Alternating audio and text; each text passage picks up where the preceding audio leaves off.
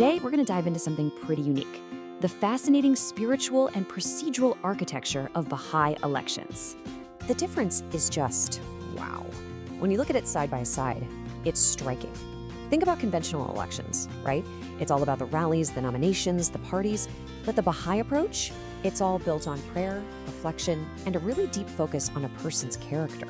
It's a total 180 from the political machinery we're all so used to. So here's the absolute core of it. A Baha'i election is seen as a spiritual act. And this quote here from Shoghi Effendi, who was a central figure in the Baha'i faith, it just nails it. The whole decision-making process, it gets shifted inward. The choice you make isn't supposed to come from some ad or a speech. It's meant to come from a place of spiritual inspiration. You know, by getting rid of nominations and campaigning, the whole idea is to cut out the intrigue, the factionalism, all the party politics and propaganda. Okay, so if there are no speeches, no platforms, no promises, how do you possibly decide who to vote for, right? Well, this is where the role of the individual voter becomes absolutely crucial. Let's walk through the actual steps. First, it all starts with prayerful reflection. Second, it's about quiet observation. And we're not talking about a week before the election. This is long term. You watch how people in your community serve, how they consult, how they contribute to unity. Then, third, you identify those specific character qualities. And finally, you cast your ballot in secret, writing down the names of the people who you feel best combine these qualities. So what are these qualities we're talking about? The focus is on things like unquestioned loyalty, selfless devotion, a well-trained mind, recognized ability, and mature experience.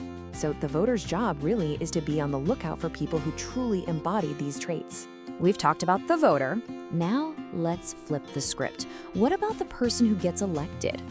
Imagine being chosen for a role you didn't run for. It's not about winning an honor, it's about accepting a duty. And this distinction is absolutely fundamental. Service in this context is not a position of personal honor or a source of individual power. Instead, it is a sacred responsibility, a duty. It's a chance for your own spiritual growth. It's all about becoming part of a unified body that makes decisions through collective consultation. If you're elected, you're expected to attend all the meetings, you have to consult with courtesy and detachment, meaning leave your ego at the door.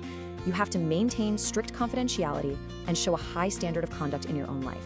Moral integrity really is the bedrock of the whole thing. But what if you're elected and you just don't want to do it? Well, the expectation is pretty clear. You're supposed to accept. The only really legitimate reasons to decline are serious practical ones, like a major illness, or if you're literally moving out of the community. Things like feeling unqualified or feeling unworthy, or even just not feeling like it. Those aren't considered valid reasons to say no.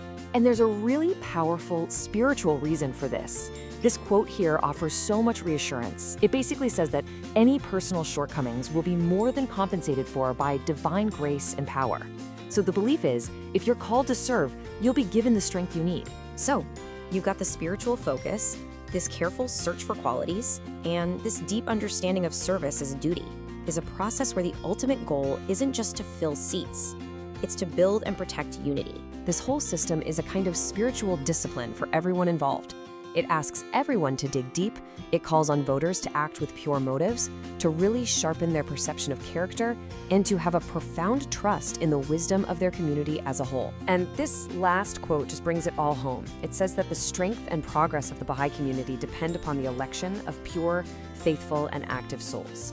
So everything, the health, the strength, the forward movement of the entire community, is seen as being directly tied to the integrity of this very unique process.